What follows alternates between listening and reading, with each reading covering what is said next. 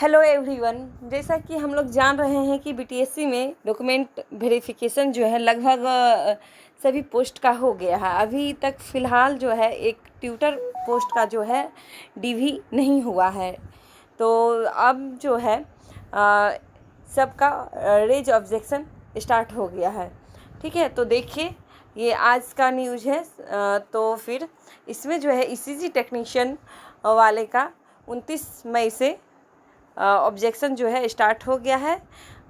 Date 5/6/2026 तक रहेगा। ठीक है, तो देखिए ये इसका एडवर्टीजमेंट नंबर कितना था, 4/2025 ईसीजी टेक्नीशियन। इसमें जो है जैसा कि हम लोग जानते हैं कि इसका ईसीजी टेक्नीशियन का दिनांक 9/4/2026 को डीवी हुआ था, डॉक्यूमेंट वेरिफिकेशन हुआ था। उसमें जो भी उपस्थित कैंडिडेट थे उन लोगों को उनके नाम और उनके एप्लीकेशन नंबर के साथ आयोग की वेबसाइट, जो हम लोग का वेबसाइट है www.btsc.bihar.gov.in करके, तो उस पर ऑब्जेक्शन पोर्टल पर संधारित है।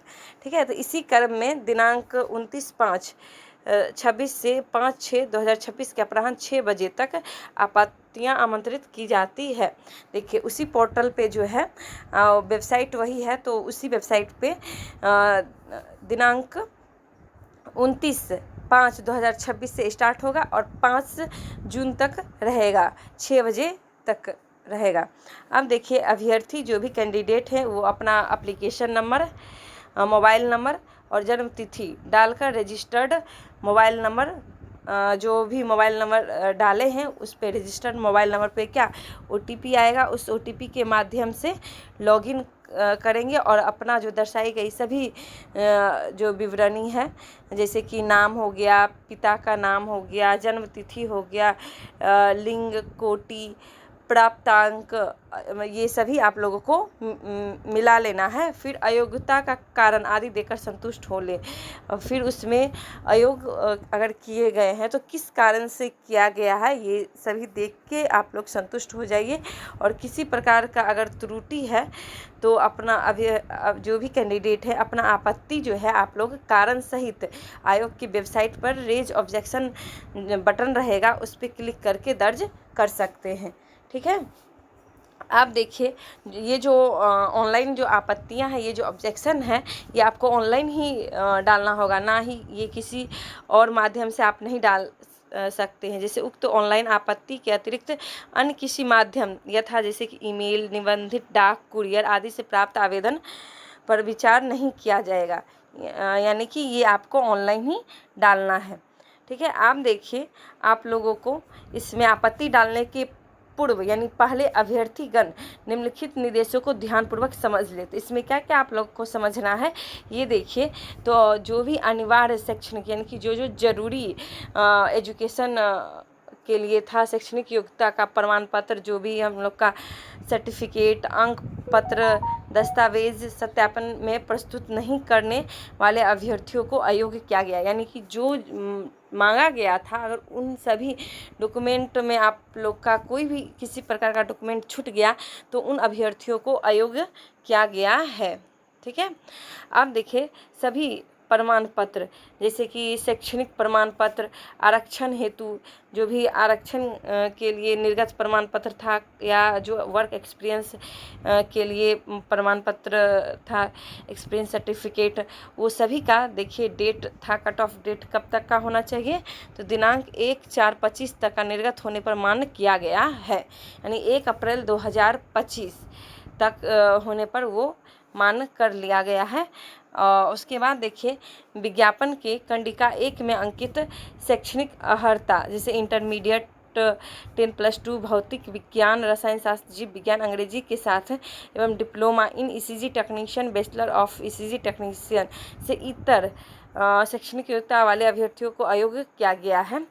ठीक है, अब आगे देखिए क्या कह रहा है पॉइंट नंबर 4 में कि दस्तावेज सत्यापन में विज्ञापन की कंडिका 1-2 में वर्णित शर्त के अनुसार diploma in ECG technician, bachelor of ECG technician का प्रमाण पत्र जो कि दिया गया है, डिप्लोमा इन ईसीजी टेक्नीशियन और बैचलर ऑफ ईसीजी टेक्नीशियन का जो सर्टिफिकेट है वो जिस संस्थान से आप लोग को मिला है, उक्त कोर्स संचालन का जो मान्यता है संघ अथवा बिहार राज्य अथवा अन्य राज्य सरकार से प्राप्त है का साक्ष्य प्रस्तुत नहीं करने वाले, उसमें जो है आप लोग को साक्ष्य प्रस्तुत करना है। ठीक है, अगर जो कैंडिडेट अपना साक्ष्य प्रस्तुत नहीं करते हैं उन लोगों को, अभ्यर्थियों को क्या अयोग्य किया गया है। वैसे अभ्यर्थियों को निर्देश है कि तत् संबंधी साक्ष्य ऑब्जेक्शन पोर्टल पर अपलोड, अगर कोई किसी तरह आप लोग के पास साक्ष्य है तो उसको आप लोग को ये अपने संस्थान से ही मिलेगा, तो वैसे साक्ष्य को आप लोग ऑब्जेक्शन पोर्टल पर अपलोड करना सुनिश्चित करेंगे। प्रस्तुत साक्ष्य के आधार पर आपको, उसी साक्ष्य के आधार पर आपके संस्थान के मान्यता के संबंध में निर्णय आयोग द्वारा फिर लिया जाएगा। जो भी आप लोग के पास साक्ष्य है उसको आप लोग ऑनलाइन अपलोड कर दीजिएगा, फिर उसका जो है आयोग के द्वारा निर्णय लिया जाएगा। अब देखिए नोट में क्या है कि कोर्स संचालित करने की मान्यता के साक्ष्य में रूप में, देखिए इसमें है कि कोर्स संचालित करने की मान्यता के साक्ष्य के रूप में क्या क्या चाहिए।